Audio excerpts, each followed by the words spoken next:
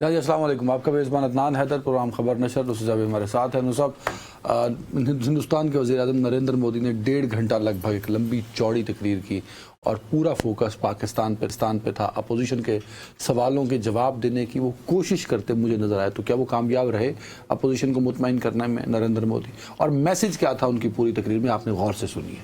Absolutely, انہوں نے جو اپوزیشن نے جو سوالات اٹھائے ہیں، میرا اپنا خیال ہے کہ اس میں کسی ایک سوال کا بھی وہ تسلی بخش جواب نہیں دے پائے۔ ایک بات۔ دوسری بات یہ ہے کہ جیسا کہ تم جانتے ہو، میں 1984 سے ہندوستان کے بارہا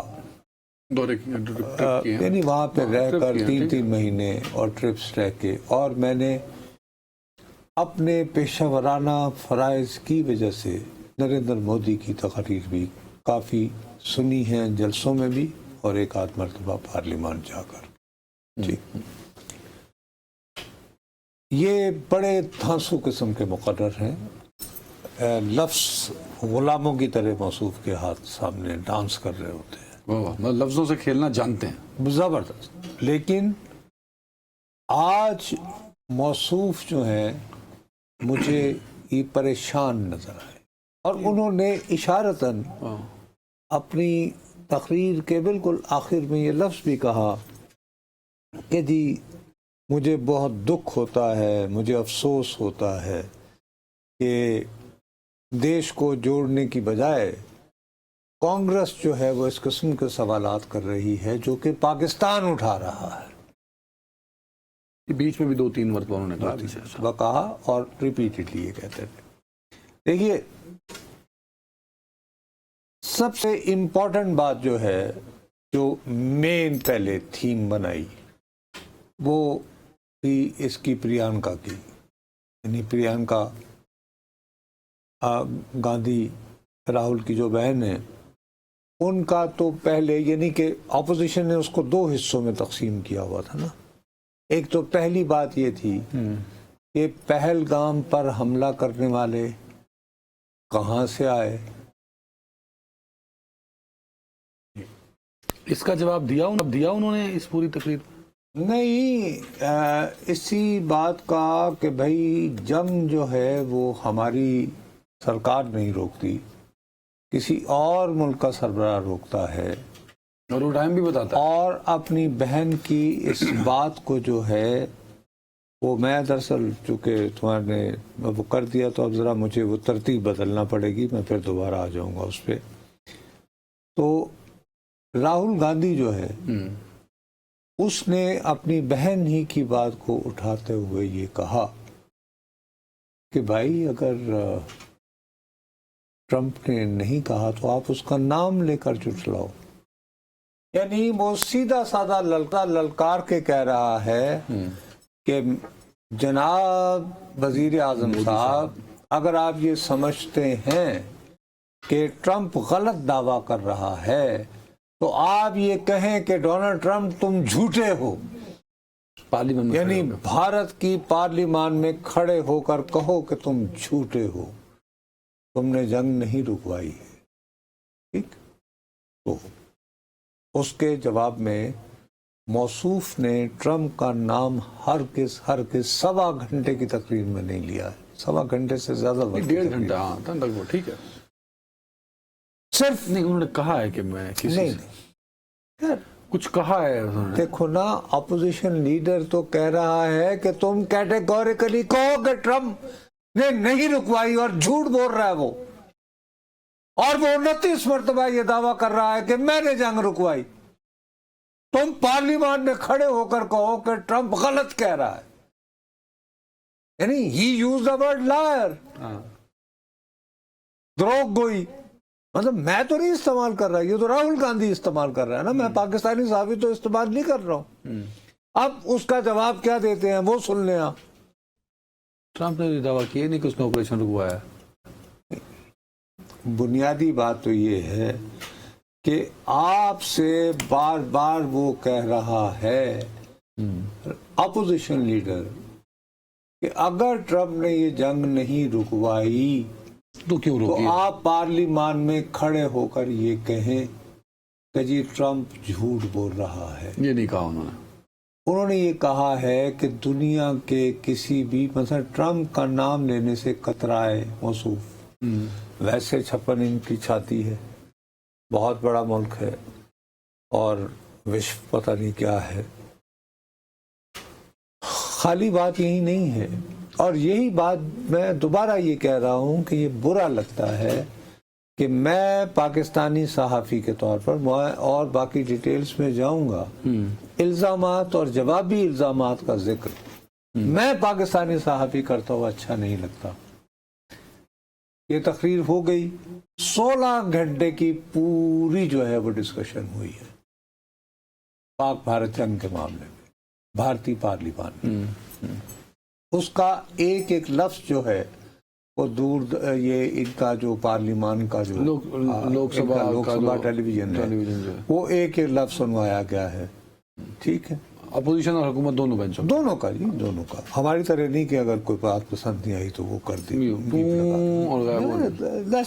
ٹو والا سسٹم. بابا یعنی کہ دشمن وہ اپنی جگہ, لیکن اگر ایک بات ہے کھل کے جو بات انہوں نے کی. اب جب یہ پارلیمان ختم ہوئی ہے تو اس کے باوجود راہل گاندھی جو ہے پارلیمان سے نکل کے جو ہے وہ صحافیوں کو انہوں نے کیا کہا وہ سنو. تو 1.5 گھنٹے کی تقریر اپوزیشن کے سوالوں کا جواب دینے میں ناکام رہی. یہاں سے یہ لگتا ہے بالکل ناکام رہی. اور اس میں ایک ٹریک اور ہے. وہ کیا؟ ایک ٹریک تو یہ تھا, دیکھو بڑی سمپل سی بات ہے, تمہیں کل یاد ہوگا میں نے تمہیں کہا کہ آپریشن مہادیو ٹوٹلی 2 نمبر. میں نے کہا یہ عجیب حسین اتفاق ہے کہ پارلیمان میں پاک بھارت جنگ پہ بحث کا آغاز ہوتا ہے اور آپ اعلان کر دیتے ہیں کہ آپ نے یہ پہلگام واقعے کے ذمہ داروں کو ڈاچی گام سری نگر کے قریب ایک جنگل کی گھاٹی میں کہیں کسی کونے خطرے میں مار دیا ہے. ٹھیک. اب آج اس بات پر جو ہے مودی صاحب بہت تل ملا رہے تھے کہ صاحب یہ سوال جو کہ پاکستان کو کرنا چاہیے, جو پاکستانی کرتے ہیں, یہ کانگریس کہہ رہی ہے کہ یہ کل کیوں مارے گئے, یہ کل کیوں مارے گئے. یہ بار بار وہ یعنی ان پہ غداری کی تہمت لگاتے ہوئے کہہ رہے ہیں اب کل کیوں مارے گئے. آئیے حساب لگائیں کیوں یہ سوال اٹھانا ضروری ہے. اب یہ جواب یہ میں نہیں کہہ رہا, بھارت کے وزیر داخلہ نے اسی اجلاس میں یہی جو بحث ہو رہی تھی اس میں اپنا خطاب کرتے ہوئے یہ کہا کہ 3 دہشت گرد جو تھے وہ مارے گئے ہیں, ان میں سے 2 جو ہیں نہیں سوری 2 مقامی افراد جو ہیں وہ ان کو وہ پناہ دے رہے تھے, مارے گئے, مان لیا آپ نے.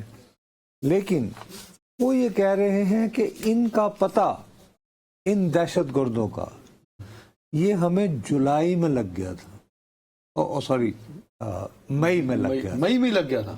اپریل 22 کو حملہ ہوا ہے, مئی میں پتہ لگ گیا, مئی میں ہمیں پتہ چل گیا. مئی جون جولائی بھی پورا تقریباً یہ 3 مہینے انہوں نے ان کو دیے, پورے 3 مہینے. بھائی آپ ان کو تو انہوں نے کہا کہ جی ہم در حقیقت یہ کر رہے تھے کہ ان کی میپنگ کر رہے تھے کیونکہ وہ جنگلوں میں چھپے ہوئے تھے.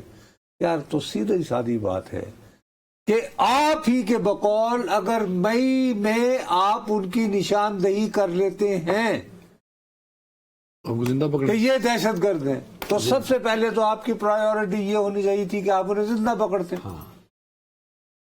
درست ہوگی نا بات. یہ ان کا بیان ہے, میرا نہیں ہے, امت شاہ صاحب کا, امت شاہ کا بیان ہے جو وہاں پہ اس نے دیا ہے. ٹھیک.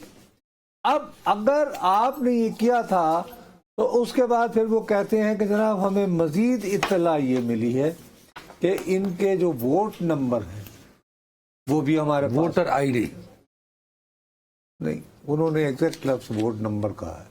پتہ اگر تمہارا جلال پور پیر والا میں वोट वोट नंबर नंबर होता है, हाँ। 1334 है ना, तो भाई वो बता दो। नहीं, वोटर आईडी तो हमारे पास तो चलती ही नहीं, इनको कैसे पता ओ लगेगी? भाई पता अच्छा, मैनू अपना वोट नंबर नहीं जो पता, तो पता है अपना वोट नंबर इस्लामाबाद? लेकिन इनको भाई आप दावा कर रहे हैं ना, तो पार्लियामान में कहें कि भाई एक टेररिस्ट जो था उसका नाम था नुसरत जावेद, एक अदनान हैदर, वो उनकी ये इस्लामाबाद के FA2 में रहता है, और उसका जो वोटर नंबर है वो ये है, और ये उसके घर का एड्रेस है। यानी आपको इतनी तफसील मालूम है, फिर आप ये कह रहे हैं कि वो इसलिए पाकिस्तानी है कि उनके पास से पाकिस्तानी चॉकलेट्स बरामद हुई हैं। वो जो अप्रैल में चॉकलेट उन्होंने ली होगी, अभी तक है, अभी तक वो चल रही है गर्मी के इस मौसम में, वो इंटैक्ट है, और साथ में इसका फिर वो थर्मोस भी लेकर चल रहे होंगे, या कोई ऐसा कोई ये नहीं कि फ्रीजर जो मोबाइल किस्म का होगा, हाँ, जिसमें वो रख रहा होगा, ठीक है ना। बार चॉकलेट को। मैं जो मैं बात करना चाह रहा हूँ कि पहली बात जो प्रियंका गांधी वो ये कह रही थी कि सबसे अहम बात, आप सिंदूर की बात करते हैं, तो आपको जब पता है कि एक ऐसा मकाम यानी वादी बसीरन, वहाँ पर टूरिस्ट जो हैं वो बहुत बड़ी तादाद में आना शुरू हो गए हैं, तो आपने पहलगाम का वाकया होने से चंद ही दिन कबल, और तुम्हें याद होगा कि जैसे ही ये वाकया हुआ था तो मैंने तुम्हें बताया था कि फला बटालियन इस वक्त मुझे याद नहीं है, उसको हटा दिया गया, जनवरी 2025 में हटाया गया। उसने कहा कि जी इसका कौन जिम्मेदार है, तो इसका जिम्मेदार अमित शाह साहब आप हैं, तो आप इस्तीफा दीजिए। अब बजाय इन सवालात का जवाब देने के, आप जब ये बात भी तस्लीम कर लेते हैं कि आपने मई में इन तीनों का सुराग लगा लिया, और उसके बाद से आप उन्हें मुसलसल चेस कर रहे हैं, जिंदा क्यों नहीं पकड़ा? तो नंबर 1 आपने उनको जिंदा क्यों नहीं पकड़ा, और अगर पकड़ लिया तो फिर वो कहते हैं कल ही उनकी लाशें जो है मंजर आम पर लाने वाली जो थी वो क्यों बात बनी। तो एक तुक बनता है ना कि आप डिवर्जन हटाने के लिए, ये साबित करने के लिए कि यार ये सवाल ना पूछा जाए कि जी पहलगाम वाले वाक़े को, आवाजें आ रही थी जब मोदी तकरीर करते पीछे पहलगाम की आवाजें आ रही थी, वो इसीलिए आ रही थी ना कि भाई पहले तो पहलगाम हमें बताएं। दूसरी बात, मैं इसलिए तुम्हें जो बार बार मुतनब्बे करता रहता हूँ कि मुझे ये खौफ लाहक है कि ये शख्स अब अपने, चूँकि सितंबर में मौसूफ की सालगिरह है, और ये चाहता है कि बर्थडे प्रेजेंट के तौर पर ये अपने मुल्क को ये दे कि मैंने इस खत्ते में भारत की बालादस्ती कायम कर दी। और आप ये समझते हैं कि ये नहीं जाएगा वजारत उज़्मा, कि रिजाइन नहीं करेगा? I don't think so. इसकी जो तकरीर जो है ना आज बड़ी गौर तलब है। मुझे तो उसमें वो नजर आया बड़े गुस्से में था सर, आप कह रहे हैं कि नहीं? सर उसका सारा गुस्सा बुनियादी तौर पर सबसे पहले था कांग्रेस पे, यानी कि भारत में अभी तक जो कुछ बुरा हुआ है वो सबकी जिम्मेदार वो नेहरू है और कांग्रेस है। हाँ, और ख़ास तौर पर नेहरू ने जो सिंध दरिया के पानी का मुआहदा किया, सिंधु जल कह रहे हैं, ओ भाई मेरे, हिस्टोरिकली हमेशा सिंध और हिंद ये एक्सप्रेशन इस्तेमाल होते रहे हैं, क्योंकि सिंध की वैली यूं है और उधर वादी ये गंगो जमन है, ठीक। अच्छा, सिंधु जल का पानी तुम्हारा कैसे हो गया यार? वो तो उस टेरिटरी में आता ही नहीं। अच्छा, उसमें आप कह रहा है कि जी मेरे इलाके से गया हुआ पानी, और उसका 80% पाकिस्तान को दे दिया। चलें जी, वो कर दिया नेहरू ने। दूसरी बात जो मैं, जहां पे वो मुझे बौखलाया लगा और ये लगा, अपनी तकरीर के इख्तिताम पे बड़े मुअद्दबाना अल्फाज में, यानी रौनक के साथ तो जिक्र करता रहा नेहरू का, कांग्रेस वालों को क्या पैगाम दिया? पैगाम ये दिया कि आप इस परिवार के जंगल से निकले, मतलब डिनेस्टी वो पॉलिटिक्स के खिलाफ रहे। उससे पहले ये कहा कि कांग्रेस लीडरों ने अपने कुछ रहनुमाओं को इस डिबेट में हिस्सा लेने से रोक दिया है। और वो करने से पहले उसने किया कि जो लोग हमारे वफूद बाहर गए थे हमारा केस साबित करने के लिए, उनकी मैं तारीफ करता हूं। उस वक्त अगर आप क्लोजली नोट करें ना, تو یہ مودی کھڑا ہے تو کیمرہ جو ہے وہ زوم ان کرتا ہے ششی تھرور پہ. تو موصوف ارے صاحب آپ کو جب سیاست کو جب آپ نے ڈسکس کرنا ہو میرے پیارے بھائی اور ایک اتنے نازک موقع کے اوپر آپ ایک تقریر کو واچ کر رہے ہوں تو آپ کو دیکھنا پڑتا ہے کہ کیا چیز کس وقت کیا اجاگر کی جا رہی ہے. وہ کہنا یہ چاہ رہے تھے کہ اگر یہ پریوار یعنی کہ گاندھی خاندان کی بجائے اگر ششی تھرور تقریر کر رہا ہوتا کانگریس کی جانب سے تو صورتحال کچھ تو وہ شاید ہماری جو ہے وہ ہندوستان کی وہ ساری ہماری یگانگت اور یہ اور وہ فلانا ڈباکڑا. اب ان کے ساتھ ایک بات جو سب سے امپورٹنٹ ہے وہ یہ ہے کہ وہ یہ کہتے ہیں کہ مجھے دنیا کے کسی لیڈر نے نہیں کہا. ساتھ ہی یہ کہتے ہیں کہ میں تو مصروف تھا فوج کے ساتھ تو مجھے پتا چلا کہ میری عدم موجودگی میں امریکہ کے نائب صدر نے مجھے کو 3-4 فون کیے مجھے ڈھونڈ رہے ہیں. پھر میں نے ان کو فون کیا میں نے کہا کہ آپ کی کال آئی تھی کہ ہاں بھائی کیا مسئلہ ہے. تو اس نے مجھے کہا کہ جی ہمارے پاس اطلاعات ہیں کہ پاکستان آپ کے اوپر بہت خوفناک اور بھرپور حملہ کرنے والا ہے. موصوف کہتے ہیں میں نے یہ کہتے ہوئے ان کو وہ فون بند کر دیا کہ جی وہ اگر حملہ کریں گے تو اس کا ہم منہ توڑ شدید جواب دیں گے. ٹھیک ہے.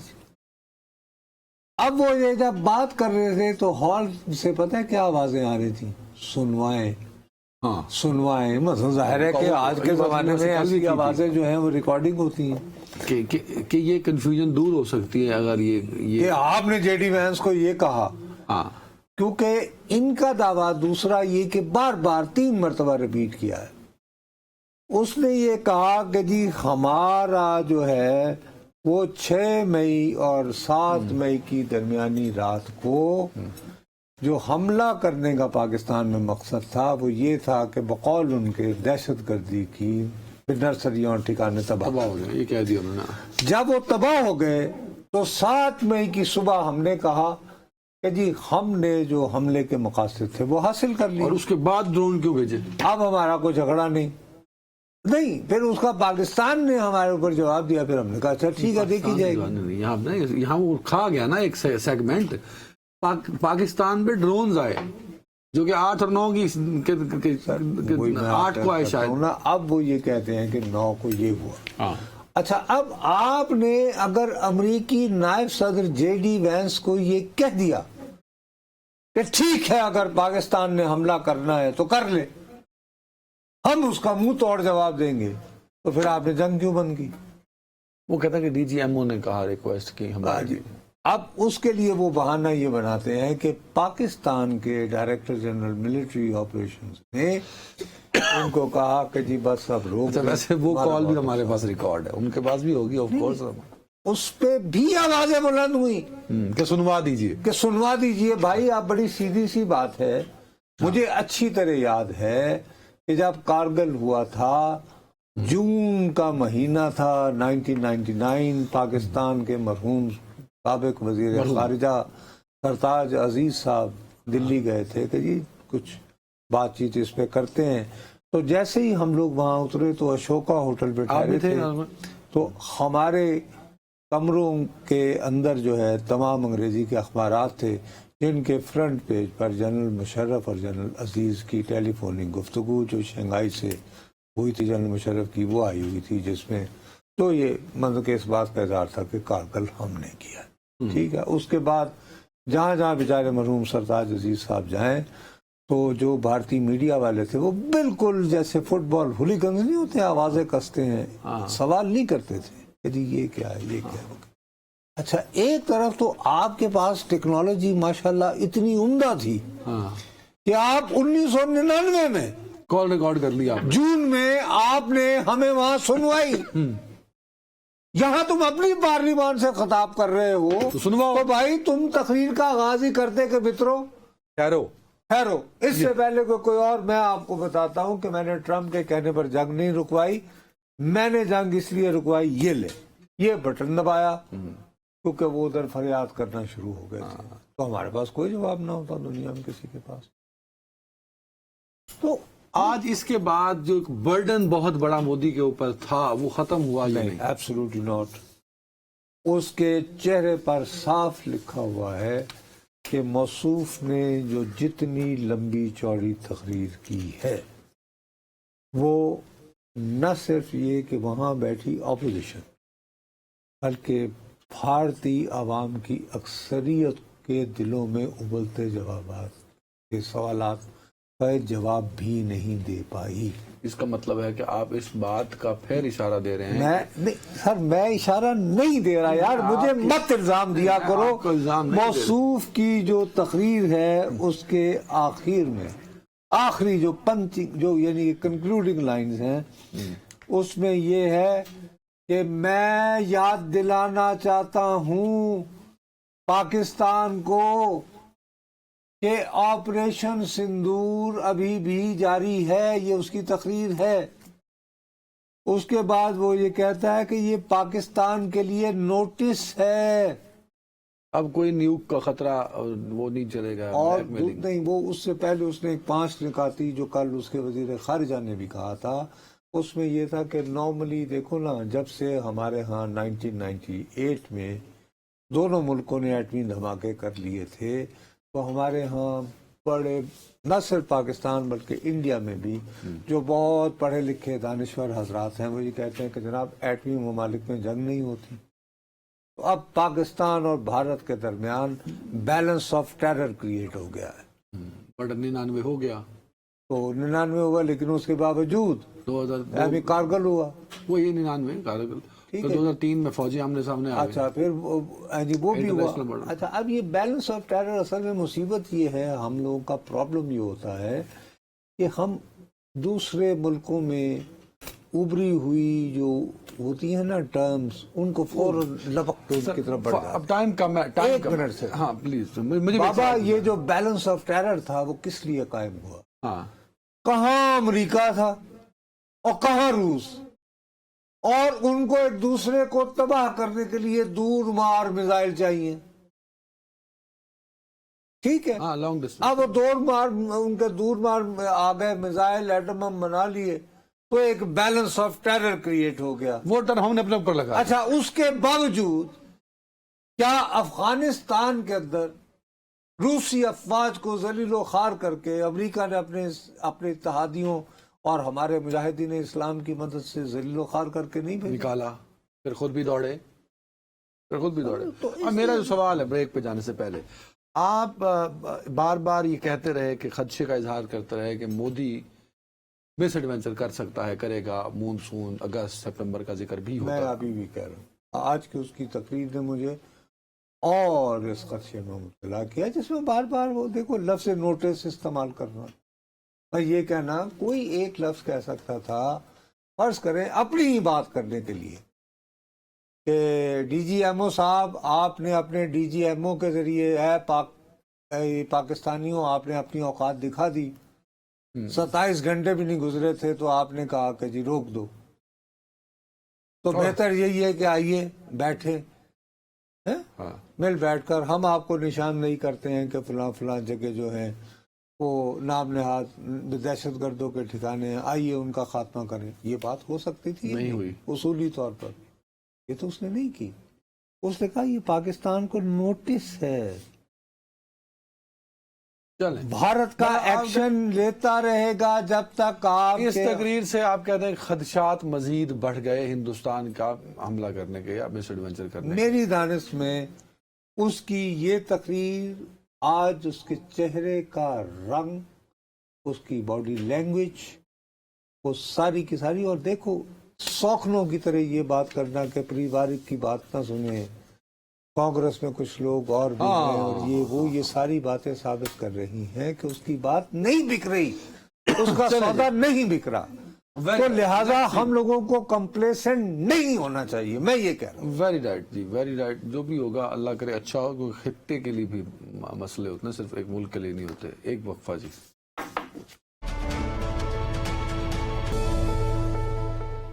یعنی ویلکم بیک. نور صاحب ایک اہم خبر تو یہ ہے کہ عمران خان صاحب نے ایک ذرائع سے جو چلی کہ عمران خان صاحب نے اپنے بچوں کو آنے سے روکا. اس میں میں تفصیلی آپ سے گفتگو کروں گا, لیکن میں نے وسیم ملک صاحب کو دعوت دی ہے. وسیم بھائی بہت شکریہ وقت دینے کے لیے. وسیم بھائی, عمران خان صاحب کی 9 مئی سے متعلق ضمانتوں کا کیس سپریم کورٹ میں, اس کا کیا ہوا؟ دیکھیے, بنیادی طور پر 8 ایسے مقدمات ہیں جن کے ٹرائل بھی جاری ہیں اور عمران خان صاحب جو ہیں ان پہ جوڈیشل ریمانڈ پر بھی ہیں. لاہور ہائی کورٹ نے ان کی ضمانتیں جو ہیں وہ مسترد کی تھی, اور مسترد ان پولیس اہلکاروں کے 161 کے بیان پر کی تھیں جن کے بارے میں کہا جاتا ہے کہ وہ 9 مئی کی جو سازش ہے ان کے عینی شاہدین ہیں. تو بہرحال وہ معاملہ لاہور ہائی کورٹ کا چیلنج کیا گیا سپریم کورٹ آف پاکستان میں. اور انٹرسٹنگ فیکٹ یہاں پر یہ ہے کہ ہفتے کے روز یہ درخواست جو ہے وہ دائر ہوتی ہے. سوموار یعنی کہ گزشتہ روز اس پر نمبر الاٹ ہوتا ہے ہمارے ذرائع کے مطابق, اور پھر حیران کن طور پر آج کے روز وہ سماعت کے لیے مقرر ہو جاتی ہے.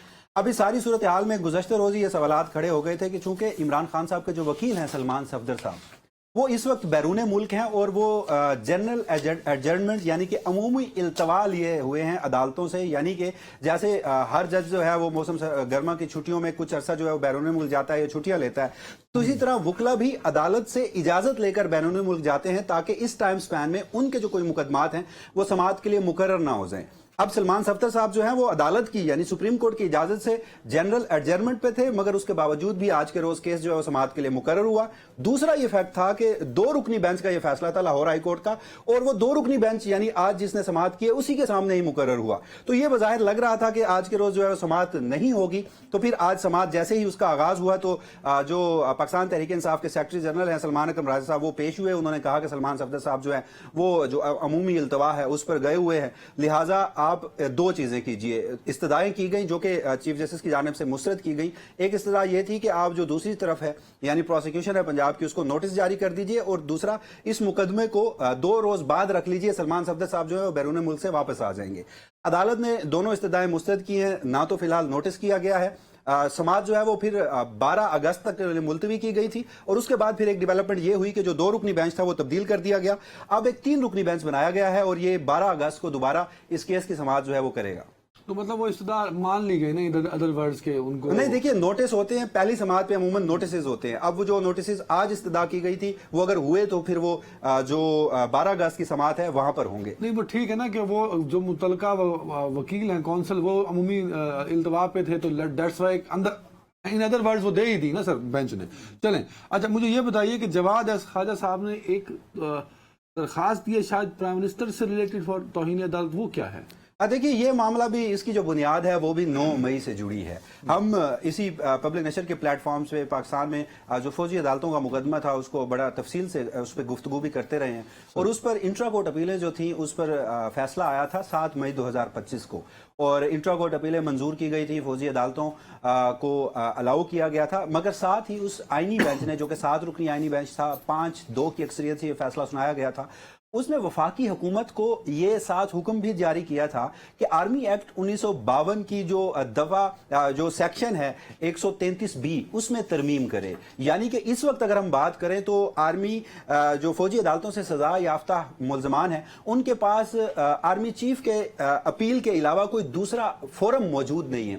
تو عدالت نے اپنے فیصلے میں یہ لکھا تھا کہ چونکہ پاکستان جو ہے وہ ICCPR یعنی کہ جو بین الاقوامی عہد نامہ برائے شہری و سیاسی حقوق ہیں وہ اس کا سگنیٹری ہے, اور فوجی عدالتوں میں اگر آزاد اپیل کا حق ہائی کورٹ کی سطح پر نہیں دیا جاتا تو یہ ICCPR کے سیکشن 14 کی خلاف ورزی ہے. اور اسی حوالے سے تب یہ جب سزائیں سنائی گئی تھی تو یورپی یونین کے جو کنڈمنیشن آئی تھی اور اس پر GSP+ سٹیٹس جو پاکستان کو حاصل ہے اس کے حوالے سے بھی گفتگو کی گئی تھی. تو عدالت نے اپنے فیصلے میں یہ لکھا تھا کہ وفاقی حکومت کو یہ ڈائریکشن دی جاتی ہے کہ 45 روز کے اندر قانون سازی کرے, ترمیم کرے آرمی ایکٹ میں, اور ہائی کورٹ کی سطح پر جن لوگوں کو فوجی عدالتوں سے سزا ہوئی ہے ان کو آزاد اپیل کا حق دیا جائے.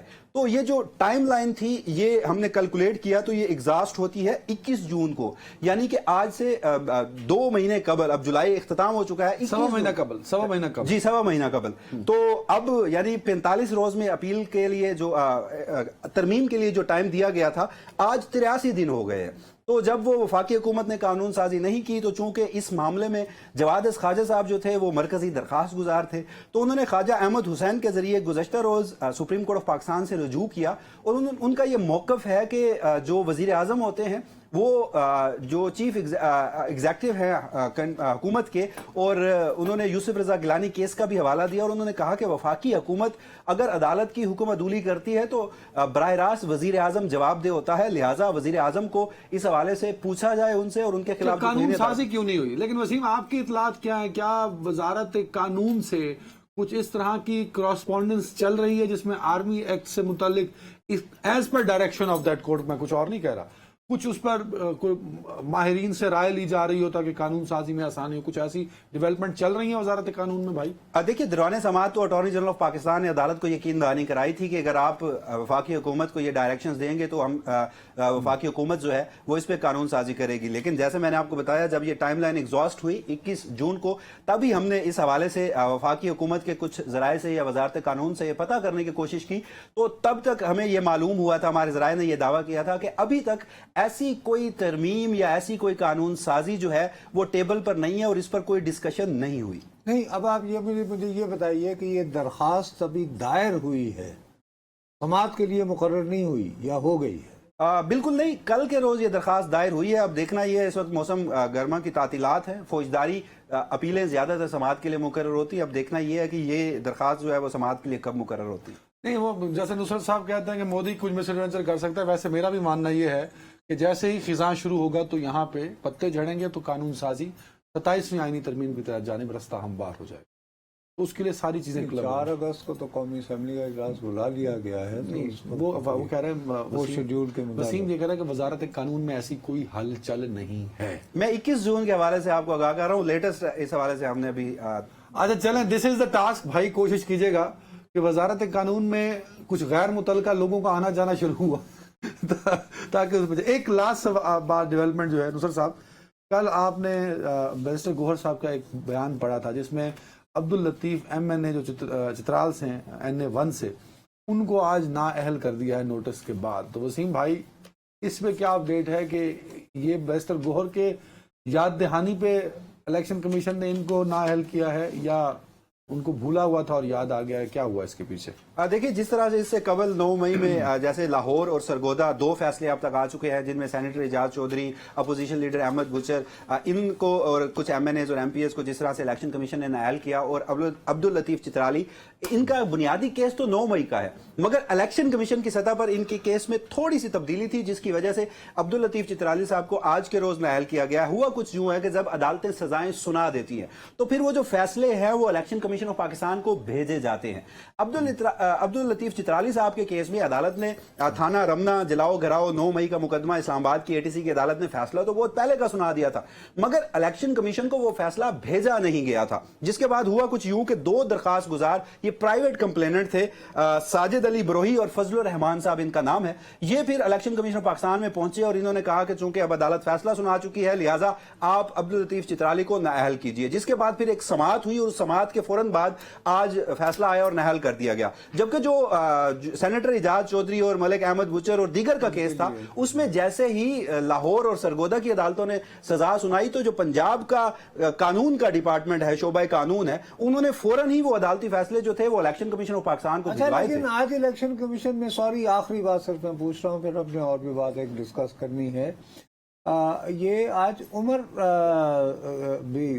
ایوب کا بھی تو کوئی کیس تھا آج الیکشن کمیشن میں، وہ کیا ہے؟ دیکھیے، عمر ایوب صاحب جو ہے ان کی ریکاؤنٹنگ کے حوالے سے مقدمہ جو ہے وہ اس سے قبل الیکشن کمیشن آف پاکستان جو ہے انہوں نے اپنے فیصلہ جو ہے وہ محفوظ کر لیا تھا، مگر اس کے بعد عمر ایوب صاحب کو پشاور ہائی کورٹ سے ریلیف ملا تھا، لیکن الیکشن کمیشن آف پاکستان جو ہے انہوں نے ایک مرتبہ پھر عمر ایوب صاحب سے جو آخری جواب ہے وہ طلب کر لیا گیا ہے، چونکہ ریکاؤنٹنگ کا یہ مقدمہ ہے اور عمر ایوب صاحب سمجھتے ہیں کہ وہ جو ایک ٹائم پیریڈ تھا ریکاؤنٹنگ کی درخواست کے حوالے سے وہ ایگزاسٹ ہو چکا تھا، تو الیکشن کمیشن آف پاکستان اب مجاز فورم نہیں ہے، ریکاؤنٹنگ کا حکم اس حلقے سے ہری پور کا جو حلقہ ہے جسے وہ منتخب ہوئے وہ اب نہیں دے سکتے، بہرحال الیکشن کمیشن نے فیصلہ محفوظ کیا۔ بہت شکریہ وسیم سر، ایک سوال پھر آگے بڑھیں گے، ٹھہرے چھوٹا سا جواب چاہیے۔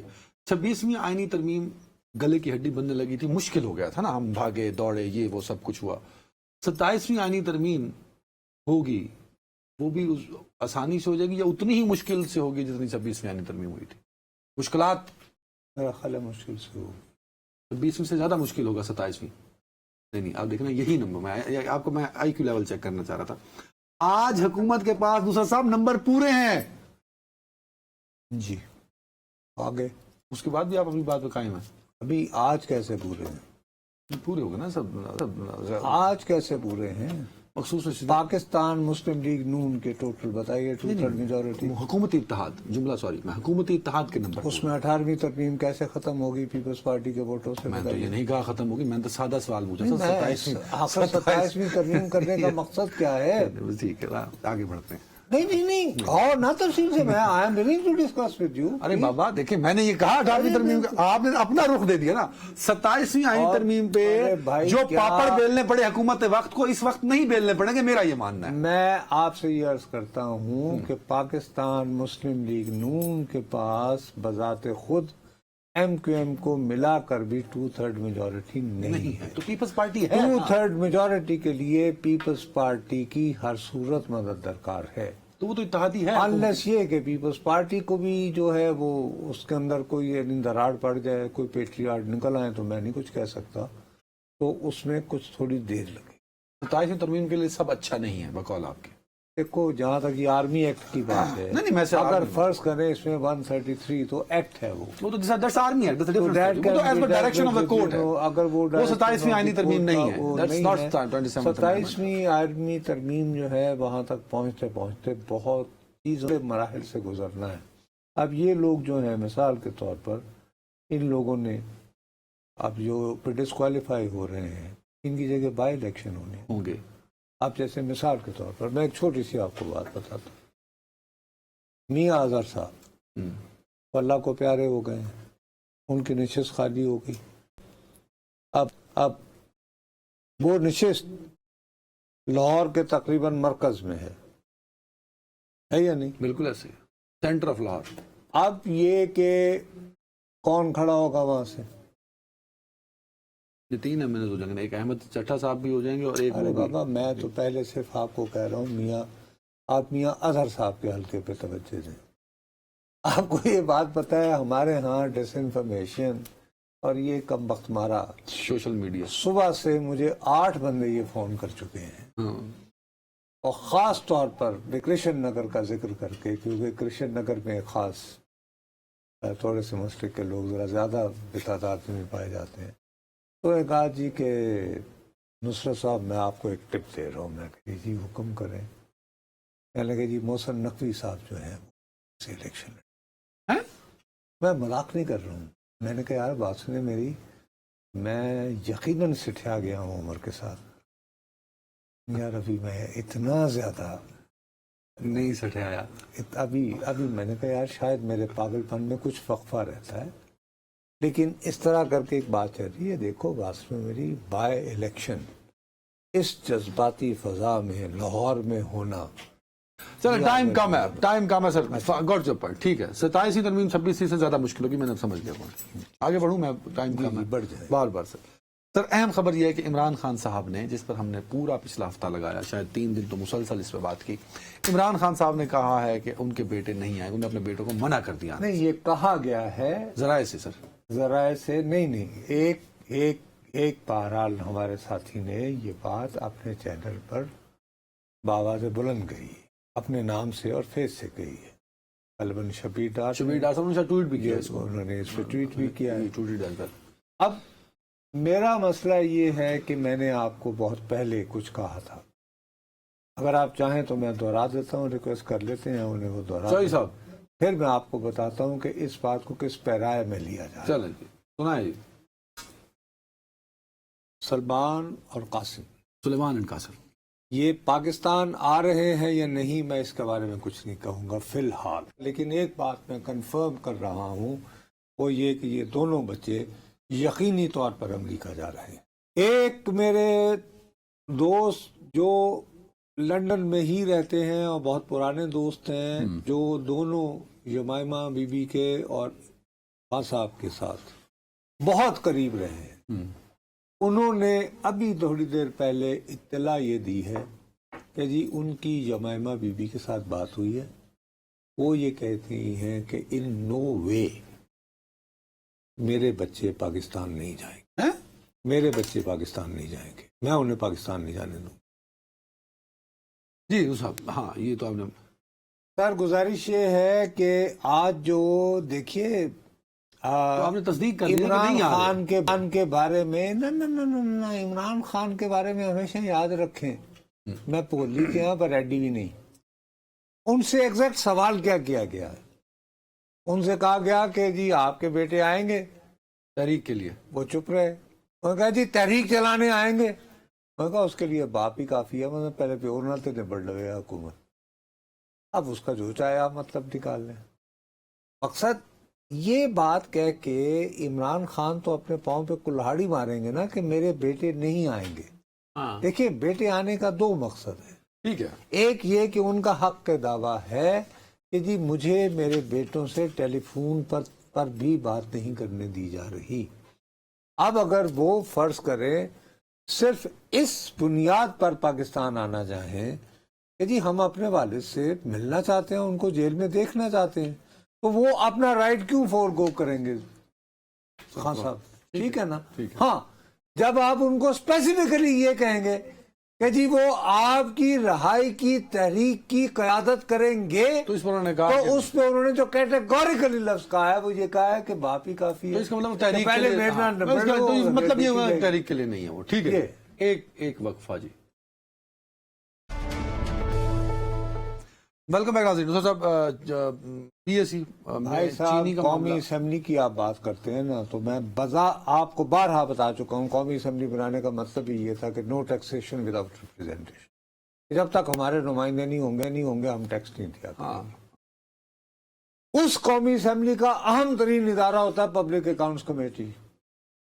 اب ہمارے عوام کے نمائندے پبلک اکاؤنٹس کمیٹی آج حکومت پاکستان سے یہ پوچھ رہی تھی کہ جناب ان شوگر ملوں کی ہمیں فہرست پیش کر دیجئے جنہوں نے جولائی 2024 سے جون 2025 کے درمیان 7.5 لاکھ ٹن چینی برآمد کی ہے۔ ٹھیک، وہ جناب اس پہ وہ کہنے لگے نہیں صاحب وہ تو بتا کہ کوئی ایٹم بم کا نسخہ ہے بھائی، یہ نہیں دے رہے تھے، نہیں دے رہے تھے، نہیں دی ہے۔ بابا they were resisting۔ اچھا، لیکن اس کے بعد جو پبلک اکاؤنٹس کمیٹی کے چیئرمین ہی نہیں یعنی جنید اکبر صاحب، ان کا تعلق تحریک انصاف سے ہے، بلکہ دوسرے لوگ بھی، دوسری جماعتوں کے لوگوں نے بھی کہا کہ یہ کیا ہے؟ مقصد یہ کہ چینی گئی ہے نا، چینی برآمد ہوئی ہے، اور ظاہر ہے کہ آپ کے پاس آپ کے کاغذوں میں ہوگی وہ ساری، تو وہ صاحب اس میں بالآخر بڑی رد و قت کے بعد جب بہت ہنگامہ شنگامہ ہوا وہ سخت وہ ڈٹ گئے، انہوں نے کہا نہیں ہمیں تو لینی ہے۔ تو انہوں نے یہ بتایا کہ جناب یہ فلاں نے، مثال کے طور پر جیسے انہوں نے بتایا کہ ٹوٹل کتنے ملے ہیں، ٹائم کم ہے میرے پاس، 67 شوگر ملے ہیں، اچھا، انہوں نے 300 ارب روپے کمائے زائد، یعنی آمدنی ان کی ہوئی ہے۔ یہ 7.5 لاکھ چینی برآمد کرنے والی شوگر ملوں گے۔ یہ فہرست ہمارے پاس ہے، ٹھیک ہے جی، اور اس فہرست میں اب کیا کیا کس کس کا ذکر کریں اور کس کس کا نہ کریں، تو مثال کے طور پر مثلا کہ ان میں ایک تاندیا والا شوگر مل بھی ہے، لوگ پتہ نہیں شاید کچھ لوگوں کی ہے، نام وام ان کے نہیں لیے جاتے، کہ حمزہ صاحب بھی کوئی ہوتے ہیں، ان کی بھی کوئی شوگر مل ہے، ان کا 3 نمبر پہ نام ہے، اور سو آن اینڈ سو۔ اچھا، اب خبر کیا ہے کہ ان کے بارے میں وہ کاروائی ہوگی کہ انہوں نے کیوں؟ نہیں کچھ بھی نہیں، صرف آپ کو میں چینی کتنے روپے کلو لوں گا اگلے مہینے؟ میرا خیال ہے 250 کلو ہوں گے، اور کیسے لوگ 250 روپے کلو چینی؟ او بھائی امپورٹ ہو گئی ہے، حکومت کہہ رہی ہے نا 171 روپے، کتنے دنوں سے کہا ہوا ہے؟ 171 نہیں مل رہی، میں پچھلے دنوں بندے کو منگائی ہے، بندہ گیا لے 195 روپے۔ میں تو خیر 250 سے بکواس کر رہا ہوں، لیکن ایک سیدھی سادی بات ہے، نہیں، جو آپ کہہ رہے ہیں اگلے مہینے، آپ ٹھیک کہہ رہے ہیں، ایک سمپل سی بات ہے کہ کم از کم سیکٹری ہمیں سوری پی ایس سی میں سیکٹری انڈسٹریز نے کہا 256 روپے کلو ہوگی، کہیں اور کہا، اچھا چلو کہیں اور سیکٹری انڈسٹریز نے 256، میں نے 250 روپے کا سنا ہاں، تھا، وہ 256 یہ کہہ رہے ہیں۔ دیکھیے سب سے بڑی بات یہ ہے کہ اب भी क्रशिंग सीजन भी शुरू होने वाला है। नहीं वो तो नवंबर में सर। नवंबर में होना है ना। अभी तक आप बताइए कि आपको किसी ने, हमें ये तो पता चल गया कि टाइम खत्म होगा सर। यार, शुगर मिलों ने अभी पैसे भी देने हैं किसानों को, अगर इस रोले में डाल दिया तो वो उनके पैसे भी रोक लेंगे, और ये पैसे पिछले साल के हैं। एक किसान जिसने पिछले साल गया था करना, उसको अभी तक पैसे नहीं मिले, और जो बंदे का मैंने पिछले दफा बताया था मुजफ्फरगढ़ वाली शुगर मिल, उसका भी नाम है इसमें, उसको भी पैसे नहीं दिए अल्लाह के फजल से। अपना ख्याल रखिएगा नाज़रीन, अल्लाह हाफ़िज़।